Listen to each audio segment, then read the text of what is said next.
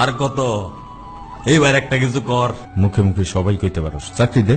চাকরি না দিয়া আমি যদি তরে টেকা বানানোর গাছের খবর দেই, মানে পর একবার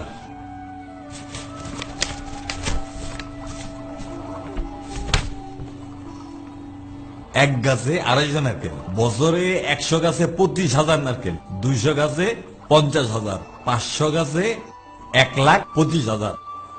বেকার থাকবি না টাকার গাছ লাগাবি? মাথাই নষ্ট, গাছ লাগামু। আচ্ছা, এই বিষয়ে আরো জানুম কেমনে? চল আকাশ ভাইয়ের কাছে, তাই না তো কিসের বিচার।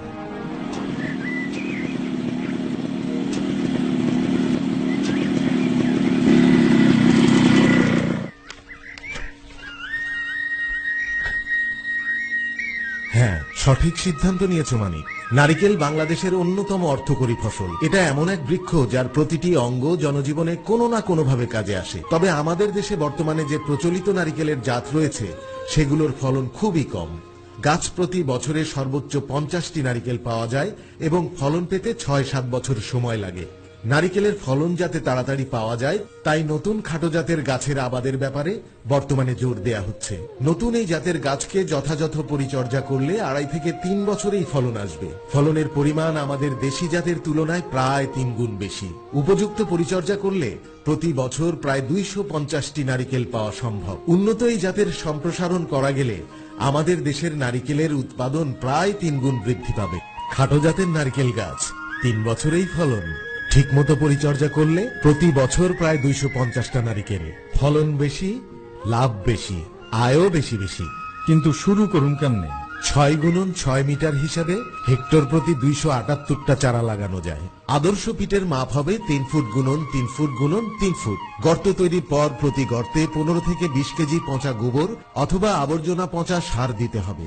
মাটিতে অবস্থানরত পোকার আক্রমণ থেকে চারাকে রক্ষার জন্য প্রতি গর্তে 50 গ্রাম পরিমাণ বাসুডিন প্রয়োগ করতে হবে। সকল কিছু মিশিয়ে গর্ত ভরাট করার পর পানি দিয়ে গর্তটাকে ভিজিয়ে দিতে হবে, যাতে সকল সার ও অন্যান্য উপাদান মাটির সাথে মিশে যায়, যা চারা গাছের শিকড়ের বৃদ্ধিকে ত্বরান্বিত করবে।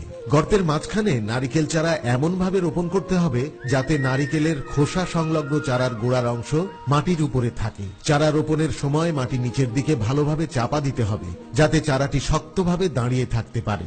এরপর সেচ দিতে হবে। নারিকেল ফসলের জন্য সেচ ও নিষ্কাশনের ভূমিকা গুরুত্বপূর্ণ। শুষ্ক মৌসুমে প্রতিদিন সেচ এবং বর্ষার সময় পানি নিষ্কাশনের ব্যবস্থা থাকতে হবে। 20 দিন পর আগাছা পরিষ্কার করতে হবে। ছত্রাক জাতীয় রোগ থেকে মুক্তির জন্য 15 দিন পর পর ছত্রাকনাশক স্প্রে করতে হবে। চারা রোপণের প্রথম মাস থেকে 24তম মাস পর্যন্ত প্রতি মাসে নির্দিষ্ট নিয়ম অনুযায়ী আন্তঃপরিচর্যা চালিয়ে যেতে হবে। গাছের 24 মাস বয়সের পর প্রতি গাছে বছরে 5.5 KG urea, 10 KG TSP, 7 KG MOP এবং 50 কেজি গোবর সার প্রতি বছর 4 ভাগে 3 মাস পর পর গাছের গোড়ায় প্রয়োগ করতে হবে। অন্যান্য সারের ক্ষেত্রে ম্যাগনেসিয়াম সালফেট 150 গ্রাম করে প্রতি 6 মাস অন্তর অন্তর এবং বোরন সার 100 গ্রাম করে প্রতি বছরে 2 বার মাটিতে মিশিয়ে দিতে হবে। এছাড়া ব্লাড রোট বা কুঁড়ি পচা, ফল পচা রোগ, পাতার ব্লাইট, গন্ডার পোকা, নারিকেল মাইট ইত্যাদি রোগ ও পোকামাকড়ের আক্রমণ প্রতিহত করতে নিয়ম অনুযায়ী ঔষধ প্রয়োগের মাধ্যমে পরিচর্যা করতে হবে।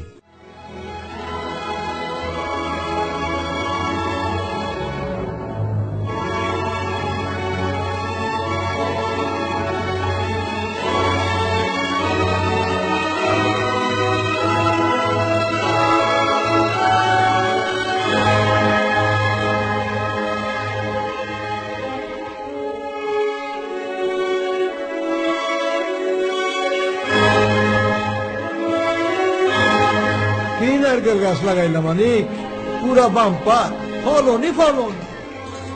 এত টাকা খাইব কে? বিয়ারে সাজা খাও। এই নারকেল আমার কাছে শুধু ফলন না, এক একটা স্বর্ণের টুকরা। ওয়ালাইকুম সালাম। সফল মানুষকে সবাই সম্মান করে, সঠিক পরিশ্রমে যে সফল তার